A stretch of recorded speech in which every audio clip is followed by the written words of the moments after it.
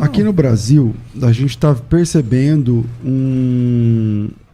Claro que o catolicismo continua caindo, mas houve um freio nessa queda. Continua em queda, mas não é uma queda como era, por exemplo, na década de 90 e tal, que muita gente se convertendo ao protestantismo e deixando as fileiras da Igreja Católica. E agora, vez por outra, a gente acha também um evangélico que virou católico, né? Vez por outra aparece, aí vira notícia e tal, não sei o quê. Qual é o perfil, o Gesta? Qual é o perfil do ex-evangélico que se tornou católico? Ele não se converteu à Igreja Católica, ele se converteu a um clube de valores que tem a ver com influência social. Então ele se converteu, sei lá, por um Ítalo Marcilli, por uma Pieta Bertolazzi, por algum influenciador da Brasil Paralelo que fomenta isso. Então ele se converteu a um estilo de vida de um influenciador. E nesse estilo de vida, para você ser rico, bem-sucedido, ser bonito, esse influenciador coloca na cabeça da pessoa que ela também precisa ser católica romana. Então ela sai da igreja evangélica, ela também é um evangélico meia boca, só vai na igreja, ela sai porque ela quer aderir a esse super estilo de vida. Tipo o Olavo pra cá. Do Olavo pra cá. Não, é totalmente do Olavo pra cá. O Olavo de Carvalho, como ele é um pensador muito raso, né? Muito fraco, muito... Mas que alcançou muito, né? Mas que alcançou porque chegou na hora certa, né? Das redes sociais. Ele dizia que para você ser um intelectual de verdade, você tem que terminar no tomismo. Né? No tomismo católico. São Tomás de Aquino, ele é o pai de uma corrente teológico-filosófica que os tradicionalistas franceses recuperaram para ser antimoderna. Não é nem o tomismo de Tomás, mas é o tomismo francês antimoderno, anti-Vaticano II.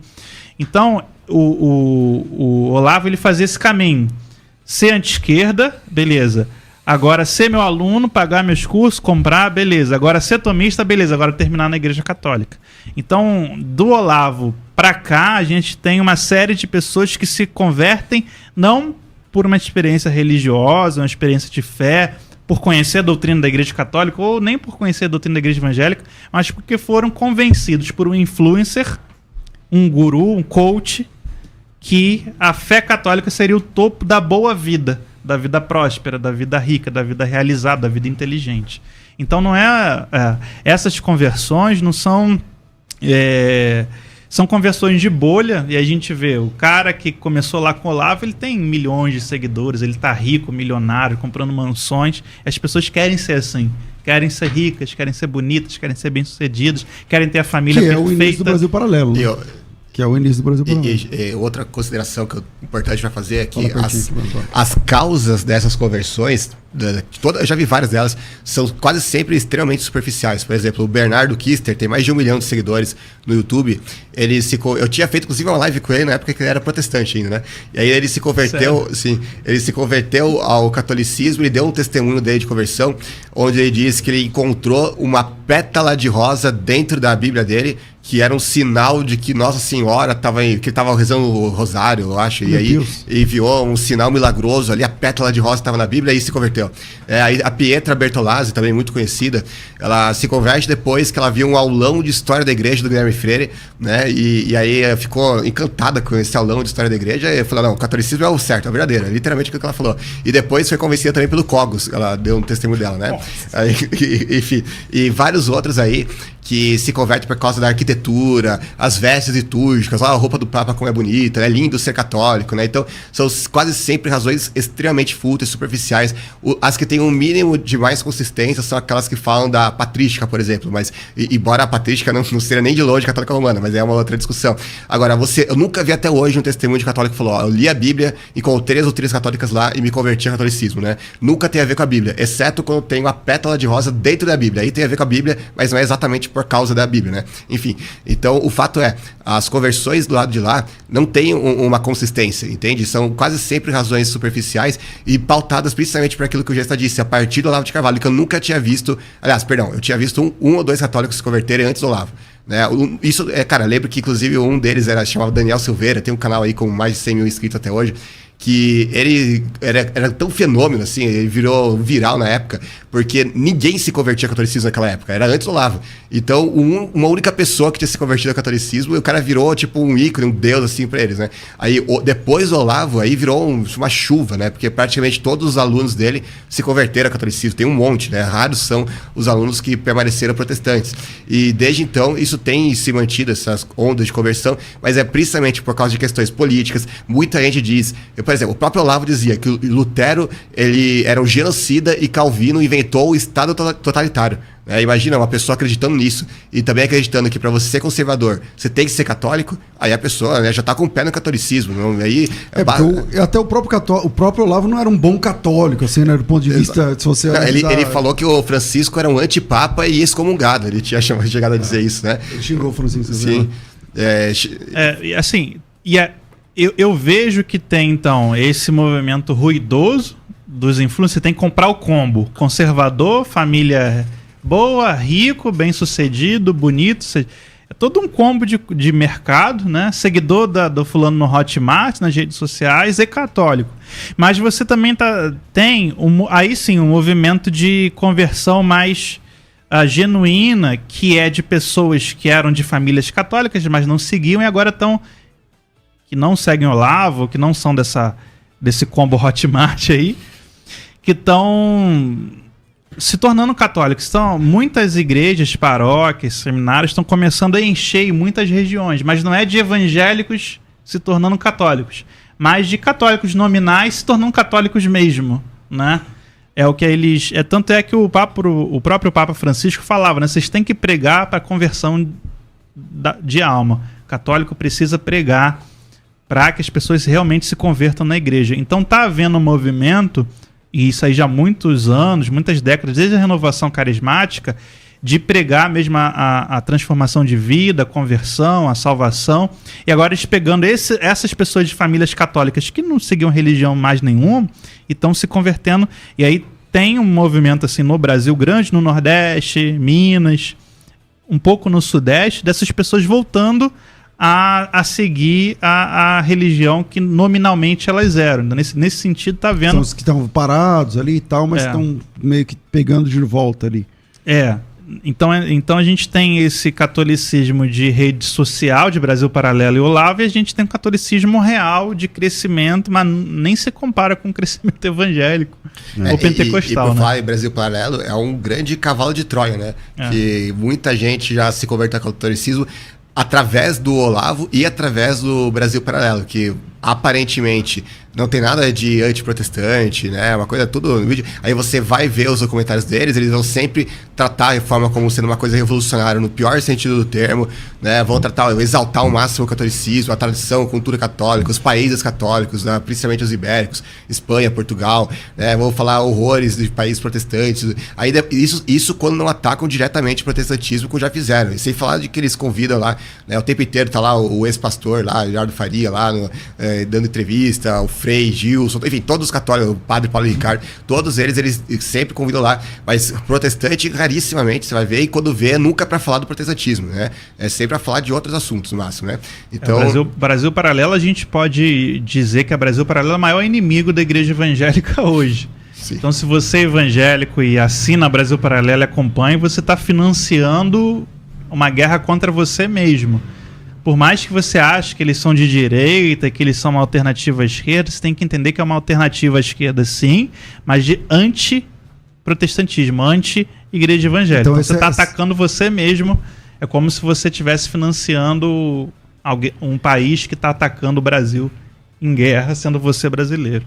Eles já pensam como católicos culturalmente, por causa da Brasil Paralelo, ela coloca a cultura católica na cabeça das pessoas, e aí ela já pensa como católica, e para ela se tornar católica de fato, basta 1 ou 2 videozinhos do padre Paulo Ricardo, nossa, como ele fala manso, bonito, nossa, que legal, aí já se converte. Mas por quê? Porque ela já foi preparada previamente para isso, né? Ela já vê a igreja católica com bons olhos, ela já acha que a cultura católica é certa, que a igreja construiu a civilização ocidental, né? Que tudo lá é perfeito, maravilhoso, que o protestantismo foi uma coisa terrível, que acabou com a Idade Média, acabou com os valores da sociedade. E também tem a ideia de que o protestante é burro, é sempre uma pessoa que não tem instrução nenhuma. Também, isso é algo que eu também tratei no meu vídeo mais recente, que se você for ver, a grande maioria dos cristãos que ganharam o prêmio Nobel, tipo 82% eram protestantes. Né?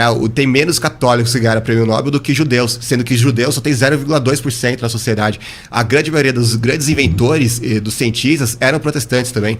Os que não eram protestantes eram ateus, agnósticos, enfim. Né? Você vai ver o índice de DH, assim como o PIB per capita, a grande maioria dos países ali que estão em primeiro lugar são todos protestantes. Eu fiz, inclusive, até o oitavo, do primeiro até o oitavo, são todos países de tradição protestante. Aí depois tem Hong Kong, que nem é católico. Aí você vai ver Polônia, 40º lugar, Portugal, tá lá, 60 e poucos, Brasil, 84, aí você vai ver, tem outros países católicos, tipo Bolívia e tudo mais, 100 e cacetada, enfim, sendo que o pior país protestante DH é os Estados Unidos, 17º. Aí você vai falar que os protestantes que são burros, sendo que a gente construiu os melhores países, as melhores civilizações que tem, são justamente os protestantes que construíram tudo, né? Eles pegaram da gente, toda a tecnologia, a ciência, tudo, eles pegaram da gente e ainda falam que a gente que é burro, né? Que eles e que cunharam, inclusive, o lema, né? De que católico ignorante, futuro protestante, que bons protestantes se tornam católicos, maus católicos se tornam protestantes, né? Todo tanto de vaidade, de orgulho, de prepotência, que simplesmente não corresponde à realidade em absoluto. Os países protestantes também têm o menor índice de analfabetismo do mundo. Já tem várias pesquisas que provaram, aqui no Brasil mesmo, que os evangélicos são os que mais leem de toda a sociedade, mais que ateu, mais que católico, mais que todo mundo. E os livros mais vendidos são evangélicos. Exato. Livros de verdade, não livro de colorir. Sim. Bom, eu falei que ia atender o ouvinte, não coloquei nenhum, eu estava com os dedos cruzados o tempo todo. Mas agora vamos colocar o ouvinte ao vivo. Solta aí, Varão, a pergunta do ouvinte, vai. A paz do Senhor Jesus, aqui é o pastor Roberto Gueiros. Não dá para ouvir não. Peraí, volta de novo, aumenta o volume de verdade dessa vez. Aqui é o pastor Roberto Gueiros, pastor aqui de Mogi das Cruzes, Assembleia de Deus de Madureira. Eu quero comentar os participantes de hoje na pessoa do pastor César Cavalcante e dizer que o programa está excelente. Quero fazer uma pergunta para o Lucas Gestas, professor Lucas Gestas, porque eu já vi ele fazendo alguma diferenciação semântica ou de significado de evangélicos, crentes, protestantes, e me parece que ele põe até uma terceira via aí, daqueles que seriam os crentes de hoje, não como protestantes, parece que ele divide isso na história. Não é? Eu queria saber isso dele, como que ele enxerga isso e como que ele dividiria semanticamente os crentes de hoje, né? Se é que é possível, diante de todas as correntes que nós temos. E aí já está. Protestantismo é uma forma de cristianismo e religião que surge na Reforma Protestante no século XVI, obviamente. O protestantismo, ele busca uma transformação da sociedade, né? Então, a fé não é para uma igreja em si, para uma denominação, é uma transformação da cidade, é uma transformação do Estado, é uma transformação da sociedade, transformando ela numa sociedade mais bíblica e mais cristã. Essa é a primeira linha protestante, dos luteranos, dos reformados, dos anglicanos. A segunda linha do protestante é a linha anabatista, que ela quer criar sociedades à parte da sociedade civil que seguem fielmente a religião, que seguem fielmente a Bíblia, mas que mantém ainda uma fé que se expande para toda a sociedade, que se expande de dentro da igreja para o trabalho, de dentro da igreja para a educação, de dentro da igreja para a economia. Então, o protestantismo seria uma visão para tudo, uma visão holística, uma visão que alcança todas as coisas. O protestantismo ele vai ser assim até mais ou menos ali o século XX. No século XX surge o que a gente chama de evangelicalismo, que seria uma ruptura dentro do protestantismo, uma atualização do protestantismo com a cultura. E o evangelicalismo, ao invés de pregar uma fé para a sociedade, ele vai pregar uma conquista denominacional, uma fé para que o ser humano pertença a uma igreja, a uma denominação embebido de uma escatologia muito forte. Ou seja, Jesus Cristo vai voltar amanhã. A minha preocupação é converter almas. Então, o protestantismo ele se volta para a saúde, educação, economia, trabalho, política, tudo. A fé evangélica ela se volta apenas para a denominação, para você poder levar a pessoa para o céu. e se desprende, né, do seu compromisso com a sociedade. E ao se desprender e ser apenas uma fé para conversão, uma fé para proselitismo, ela também se desprende da educação protestante, né? Então, os pastores evangélicos, eles não precisam necessariamente ter teologia, seguir uma linha denominacional, eles não precisam nem seguir realmente uma denominação histórica, antiga, seja ela pentecostal ou tradicional, tá? O pastor evangélico, ele pode fundar a igreja, ele funda a própria denominação, no próprio nome, no próprio CPF, da própria família dele. O pastor evangélico, ele não se preocupa com liturgia, quanto menos liturgia, melhor. Se a igreja puder tocar rock, reggae, eu estou falando sem aqui falar mal ou bem, só estou dando uma descrição. Então a fé evangélica, ela destrói, no sentido, a fé para a sociedade, ela destrói não, ela abandona a formação teológica, a necessidade de capacitação intelectual, porque ela diz que isso é perda de tempo, ela abandona a eclesiologia protestante, ou seja, você precisa estar numa denominação, seguindo uma liturgia, fazendo um credo, uma confissão de fé, uma doutrina, e ela abandona a liturgia para se atualizar com o mundo, ou seja, o que o mundo está ouvindo?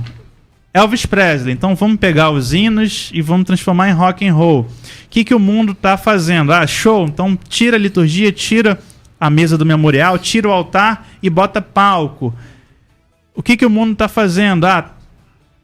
Você tem Bob Dylan e outros caras aí arrebentando. Vamos imitar eles. Então faz o culto em tenda, abre uma tenda aí, bota um monte de cadeira, a gente faz um grande show, sai todo mundo emocionado, eu consigo converter todo mundo. Qual é a sua denominação? Acabei de criar. Qual é a sua eclesiologia? Eu sou pastor da igreja, ou seja, eu sou o dono. Qual é a sua doutrina? A doutrina não é importante, importante é ir para o céu. Então o rompimento do protestantismo com o mundo evangélico é esse. Você abre mão das bases protestantes, do compromisso do protestantismo com a sociedade, com a cidade, e se transforma num compromisso apenas denominacional, para a igreja, para literalmente denominacionalismo, e para esse denominacionalismo funcionar precisa de dinheiro, então você precisa estar trazendo gente o tempo todo. Eu não estou falando de corrupção não, estou falando que é necessário você estar trazendo gente, porque o aparato evangelical é caro, né? Aluguel, salão, músicos, pregadores sempre ganham muito bem, então você precisa investir na igreja, na denominação, para mandar a pessoa para o céu, ou seja, para ela se tornar um membro dizimista fiel. Entrou, passa para o próximo. O protestantismo não, você tem que formar uma sociedade, tem que educar o cara, botar ele para trabalhar direito, botar na universidade, criar escola, criar tudo. A fé evangélica não, você tem que fazer a igreja, a minha denominação crescer. Tá? E aí da fé evangélica a gente tem uma ruptura que a gente chama hoje de neopentecostalismo, que a gente pode chamar de pós-pentecostalismo, né? Que aí já é um sincretismo da fé pentecostal com as religiões indígenas, xamânicas, em geral. No Brasil, indígena africana. Nos Estados Unidos, indígena haitiana. Na África, as religiões tradicionais politeístas. Então, o pós-pentecostalismo, né, já seria uma terceira coisa, que já é quase que um abandono do próprio cristianismo. Já não é mais protestantismo mesmo, e é quase que um abandono do cristianismo, porque é o sincretismo da fé evangélica com outras religiões. Olhando